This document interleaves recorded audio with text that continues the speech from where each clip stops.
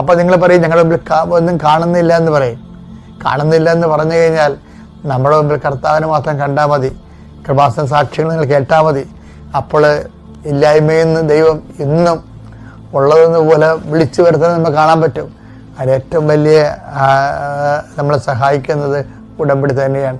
കാര്യം അത് വർക്കൗട്ട് ചെയ്യണത് not by merit but by ഗ്രേസിലാണ്. കർത്താവെ, അങ്ങയുടെ മക്കൾ ജോലിയില്ലാത്തവർ, അതുപോലെ തന്നെ ഇപ്പോഴും അഡ്മിഷൻ കിട്ടാത്തവർ, അവർ വിചാരിക്കുന്ന സബ്ജക്റ്റിന് അഡ്മിഷൻ കിട്ടാത്തവർ, വിചാരിക്കുന്ന കോളേജിൽ അഡ്മിഷൻ കിട്ടാത്തവർ, അങ്ങനെ ഓരോരോ അരച്ചിൽ വിഷമിക്കുന്നവരുണ്ട്. ഈശോയെ, ആ സ്കൂളിൽ കീഴിൽ ഞാൻ പഠിക്കത്തില്ലെന്നൊക്കെ പറഞ്ഞ കുഞ്ഞുങ്ങളുണ്ട്. അവർ പറയണം മാതാപിതാക്കന്മാർക്ക് മനസ്സിലാവണില്ല, എവിടെയും കിട്ടിയാൽ പോരെ, എങ്ങനെയും പഠിച്ചാൽ പോരെ എന്ന് പറയുമ്പോഴേ മക്കളും മാതാപിതാക്കന്മാരും തമ്മിൽ ഭയങ്കര കമ്മ്യൂണിക്കേഷൻ ഗ്യാപ്പാണ്. ആ മക്കൾക്ക് അറിയാം ആ സ്കൂളിൽ തന്നെ പഠിച്ചാൽ മാത്രമേ ഇതിന് സ്കോപ്പുള്ളതെന്ന് അറിയാം.